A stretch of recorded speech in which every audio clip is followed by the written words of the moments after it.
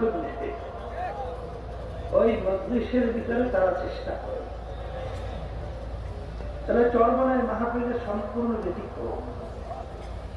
অন্য অন্য জায়গায় দেখা যায় যে মাহফিলের সময় বিভিন্ন খাবার, কিন্তু আমাদের কিন্তু এখানে সে ধরনের ব্যবস্থাও নেই। যার যার খরচে, আর এই রোদ্রের ভিতরে কষ্ট, বাথরুমে কষ্ট, গোসলে কষ্ট, ওষুধে কষ্ট, থাকায় কষ্ট, তো ভালো ব্যবস্থাপনা অনেক অংশে আমরা এগুলো কষ্টও পাই না। তারপরে আল্লাহর বান্দাদেরকে খাবার দেওয়া হয় কেন? একটাই মূল লক্ষ্য। খারাপ হয় কখন? যখন আশরাফুল মাখলুকাত মানুষ যখন তার সৃষ্টিকর্তা পরিচয় হারাইয়া ফেলায়, যখন সৃষ্টিকর্তার সঙ্গে তার সম্পর্ক থাকে না, তখনই ওই মানুষটা এক পর্যায়ে নিকৃষ্ট জানোয়ারের চেয়েও খারাপ হয়।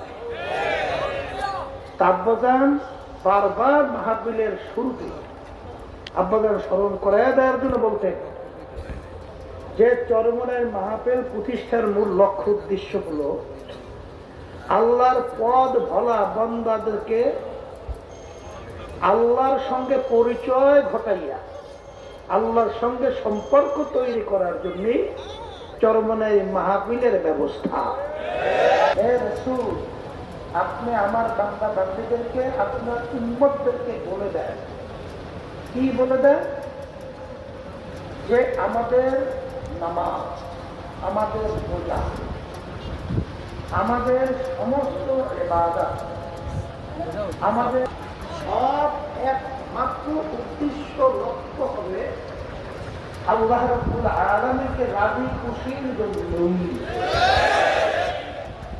আমরা মাহফিলে আসছি কার রাজি খুশির জন্য?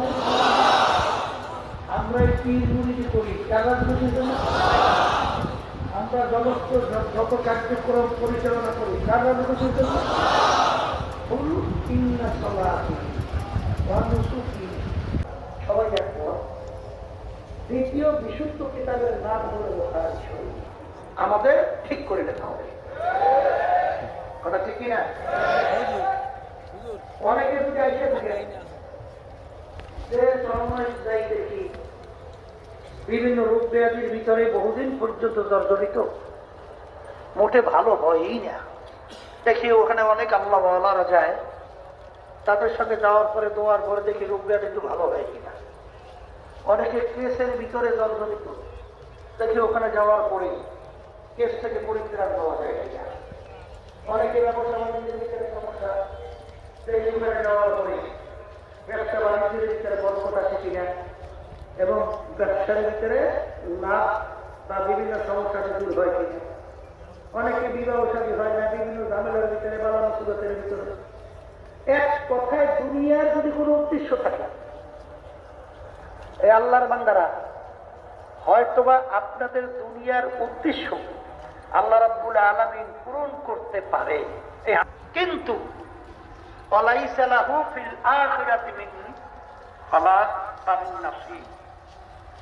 কিন্তু কিয়ামতের ময়দানে আল্লাহ রাব্বুল আলামিন এর বিনিময়ে তাকে আখিরাতের কোনো অংশ দিবেন না।